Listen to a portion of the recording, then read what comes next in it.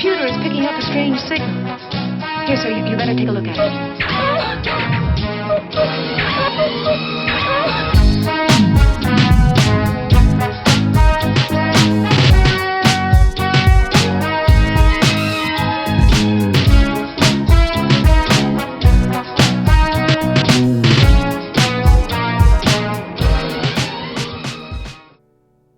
Hello listeners, and welcome to a conversation that we're going to have here on Life Through a Prism with your host Rob Tierney.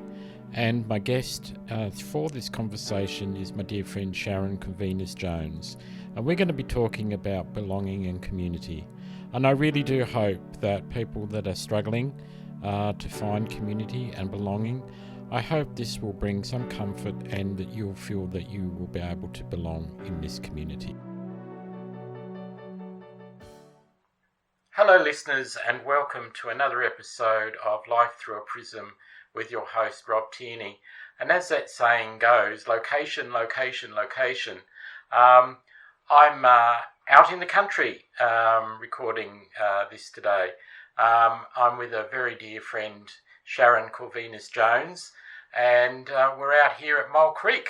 So welcome Sharon, it's lovely to have you. Thank you, Rob. Lovely to be here with you as well and have you in our lovely space here at Yeah, it's lovely. So would you like to tell the listeners a bit about yourself and about the farm, where it is?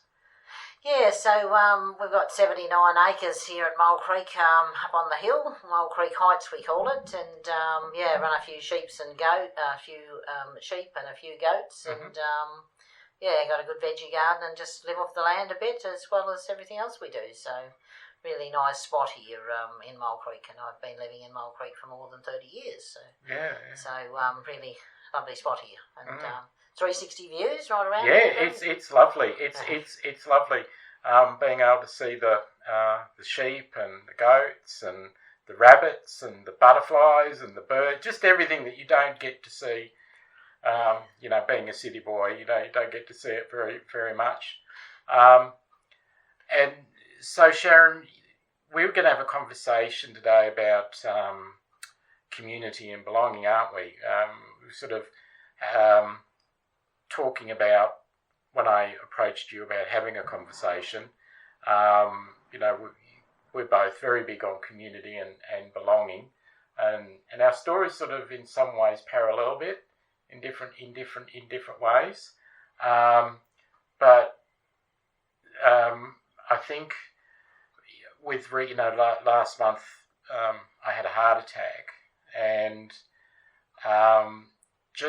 that people care, and you've got friends that care, but the overwhelming care and knowing that sense of belonging and sense of community, because community doesn't have to be 100 people. It can be 2 or 3 people. Yeah, absolutely. So I was wondering if you might be able to share a bit of your story, and when you've done that, I'll just tell listeners how I came to meet you. Yeah, so I actually grew up in outback Queensland, which is still today the most homophobic place in Australia, and then moved to Tasmania in my early 20s, which is the second most homophobic place in Australia. So a lovely step forward, actually. So it's all very relative, isn't it? All going south, though. You can't go much further. You've got Antarctica after that. True, yes. So, and I've always loved Tasmania, but growing up in outback Queensland, I had this sense of community was important, and I didn't fit in because I was my differences, and never really went to school. So I was different to some of the other children in town that went to school and that. So I was very different, but I still had this sense that community was important, but not fitting in was really difficult. And sometimes, and it was that feeling of not fitting in even. Although, there's some of the people back there that are still my friends today. But I think when you're children, there's that real push to fit in, and I had that sense of, and I say now, we need to get back to community, and we need to be back to where it takes a community to raise a child, and it takes a community to support an adult, because I think that that's really important, and that sense of communities being welcoming and embracing of differences as well, because we're all different, and hey, that's okay, and. So, I've, a lot of what I do is community development, and I love that kind of community now. That community development work is really important to me, and I think that, we've got a lot of work to do in communities. So I came to Tasmania originally shearing, and just loved it here, and just kept coming back. And because you've got a bit of a reputation as a shearer, haven't you? You were the... Yeah, I was the first professional female shearer in Australia. Yeah. So, back when I was 16, so I'm 57 this year. So, going back 41 years ago, there was no women in the shearing sheds at all in those days. And, there was that old... they used to say ducks on the pond when a woman walked in the sheds, which meant no swearing and behave yourself, boys.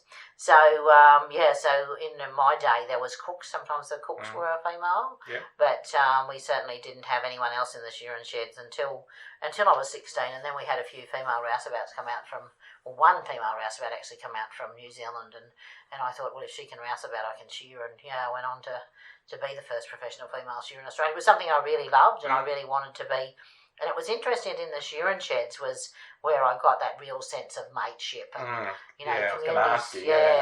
Guys are, guys are, if you can work, you do your job and earn their respect, they'll really stand up for you. And there was that sense of community in the shearing sheds and that mateship that was really important to me. And that was the first real sense of that sort of almost family dynamic of mateship within that shearing community, I guess. Yeah, so that that clung to me a lot.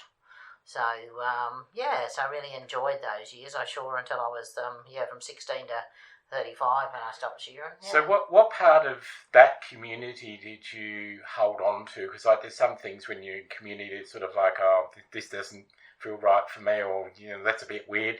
What did you find that you took stuff and community type things from the shearing into your later life, even into your different work situations, and even today? Yeah, I think the mateship sort of stuff was a big thing, and also we were all different. You come from all different walks of life, and and there was that difference as well, and we all accepted that because we worked hard and we worked together, and I think that I certainly, and maybe I was looking for that kind of world again, where we had that kind of mateship and that as well. And, in some ways I've, found that within the rainbow communities eventually, we get the, quite a community within our rainbow communities, the LGBTQIA plus communities. We get that sense of often as well. So, that's a good thing. But I think that,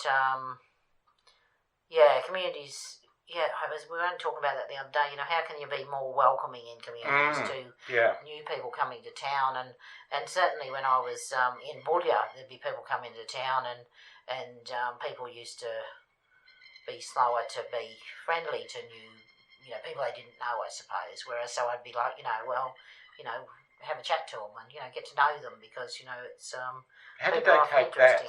How do they take that? Because if it's an area that's they're new and they're not being very welcome. Here comes somebody that comes along and says, "G'day." Yeah.